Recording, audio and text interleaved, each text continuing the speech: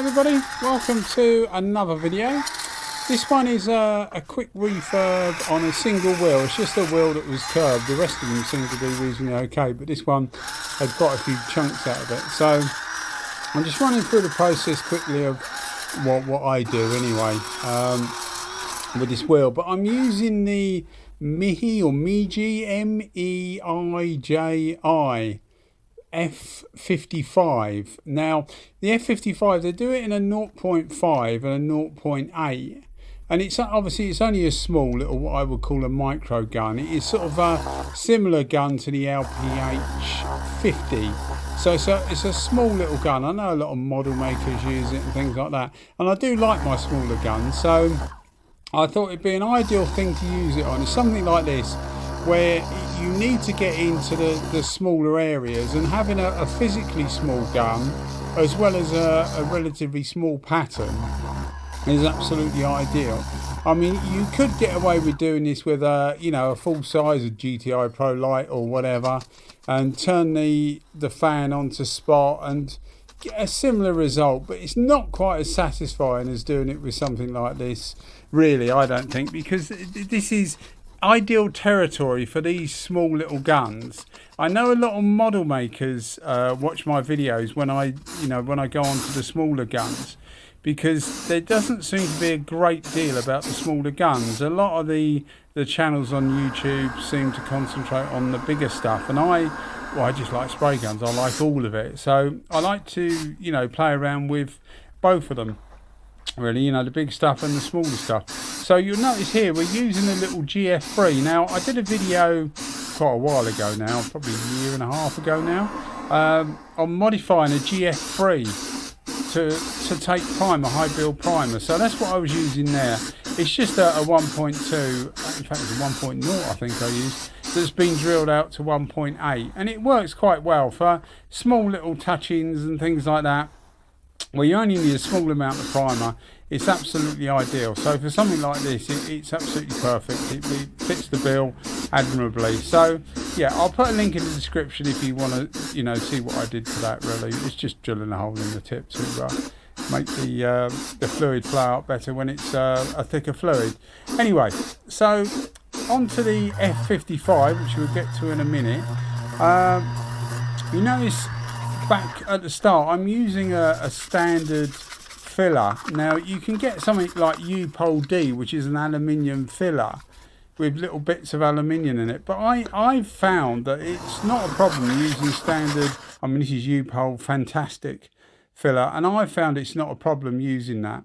You'll see there we've done a spray out card, and you need, if you're only doing one wheel, you need to do a spray out card just to see that you're getting the correct colour. Now I've got of silvers, I've got 2.5 litres of NH642M Honda, which is quite a dark silver, and I've also got Mercedes 744 silver, which is a very light silver, and between those two you can normally get virtually any wheel, not the really dark ones, but most of them you can get a reasonably good match. So I keep a few spray out cards that are already done to match up, so you know what you've obviously sprayed the colour already, so you do the spray out card, but you keep the spray out card, and then you can just offer up the spray out card at the time, and it might say something like Mercedes 744 plus 10% NH642M, and that's what I do. And you just mix the two. I have got a kit to make up any colour paint you want, but I find using those two, and it's often cheaper to get the stuff already made up. It can be cheaper than making it yourself out of a kit. With a lot of the colours, the blacks, the whites and the silvers, it's often cheaper just to get a bulk tin of something and then just adjust it yourself. So with this I just needed literally the 744. The 744 in the spray out card you saw earlier was absolutely perfect, a perfect match. So it was just literally the Mercedes silver on its own, but they're two good silvers to have if you're thinking about doing wheels. Obviously not one wheel, but if you're doing wheels in general, they're two good silvers to have. because you can pick them up reasonably priced, and as I say, you can get quite a lot of the silver wheels out of those two colours. Anyway, so on to the F55. So the F55 comes in a 0.8 or a 0.5, which I think I said. I use this at 2.1 bar, which is about what, 31 psi. But you will see, if you look in the specifications, it says anywhere between 1 and 3 bar, which is quite unusual because most guns or most gun manufacturers have a setting that they recommend you to use, and you can deviate slightly from that, but it's normally quite, you know, quite right. They get it right really when they're trying it. So you might, as I say, you might want to go up and down slightly, but not a lot. But this is quite a big range, 1.1 to 1 to 3. It's quite a big range. I mean, obviously one's 3 times the output of the lower figure. So yeah, I found 2.1 was fine for the clear and the base coat. I didn't feel any need to go over that. But you can quite easily go up to 3 and keep a pattern. It depends on the thickness of the material you're spraying. The thicker the material, the higher the pressure, the more the pattern will keep. If you've got very thin material and you're trying to put the pressure up quite high, you will find it separate, and that goes with most spray guns really. So you get a top and a bottom heavy pattern. So yeah, I was very pleased with this. It's a really good gun. I've done some tanks with it as well, just experimenting really. Those that watch the channel will know that I've got loads and loads of spray guns, so if I'm going to do a bike tank, I can just take out a starter 5000 in 1.3 and blast it, have it done in 15-20 seconds.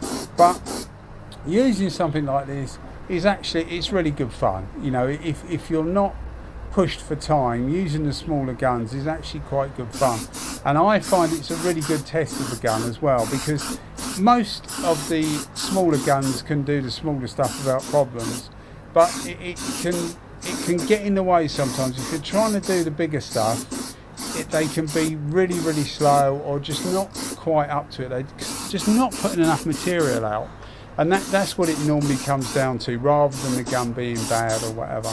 So this thing here ranks really well. It's, as I say, it's like an LPH50 or an LPH80. It's not really competing with the LPH80 because the LPH80 goes up to 1.2. You've got the Meiji Finest Spot, which is a 1.2. So that would ideally be pitted up against the LPH80. But the LPH goes down to 0.8, and this is fully comparable to that. Price wise, it's actually a bit cheaper than the LPH80 normally. Why, I don't know, because it's really well made. So is the LPH80 out of interest, but it's really well made. So I don't know why it's cheaper, but it is. As with all the Meiji stuff, or Meiji, it's really well made, so you won't be disappointed with the build quality of it. They also make this in an R. This is the F55G08. So F55 is the model number, G is for gravity, 08 is the tip size. And they also do an F55G08R, and the R just means round. It comes with a round nozzle, like the RG3L, which is the LPH50, but with a round nozzle. So the Japanese often, it's like a big air, it becomes like a big airbrush then. It doesn't have the fan adjustment, you just adjust it by the distance away from the work basically. But yeah, thoroughly recommended for stuff like this.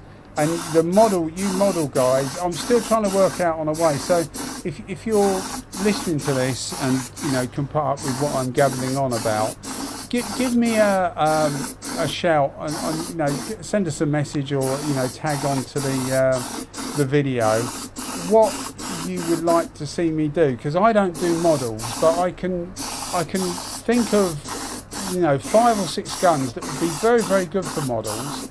I've got the guns and I know how to use them, so what's the best sort of test I could do to show you guys what they work like. Maybe it's like a pattern test, a quick run through and a pattern test or something something to give you guys something to watch really and be interested in, because I really don't know. As I say, this isn't a model, but you could quite easily use a gun like this for a model.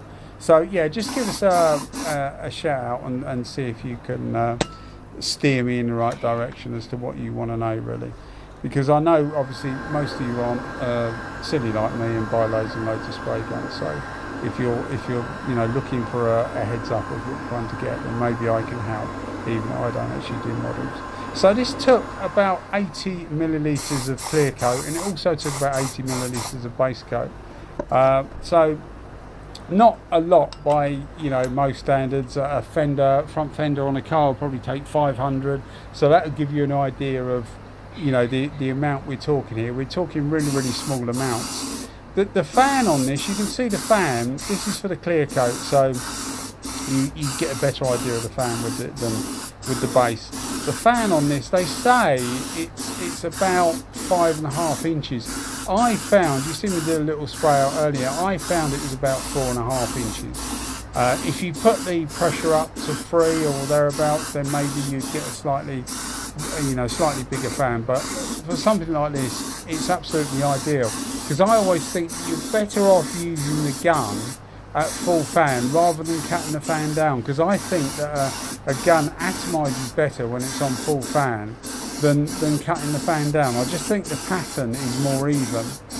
So I would rather use a smaller gun on full fan than the bigger gun with the fan choked down, if that makes sense. So yeah, we still put a bit of heat into the wheel, as you'll see, even though it was about 24 degrees, and we still heated the clear up to about 32, 33 degrees, just to help it flow better really. But there's no real need for heat, but it just speeds the process up really. But yeah, a really good gun. I was really quite surprised by it.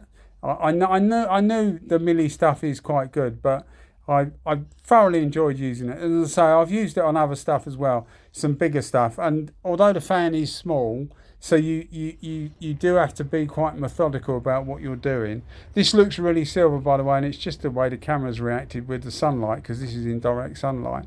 But you'll see it in some shade in a second, and it's a dead ringer for the original. So yeah, happy days, everything went okay. Anyway guys, thanks for watching the video and listening to me ramble on. As I say, with you model guys, give us a shout if there's some I can try the patterns and see what the different patterns are or whatever, to help with you guys deciding which guns you want and which ones you don't. Alright then, thanks for watching as always. Cheers, bye bye.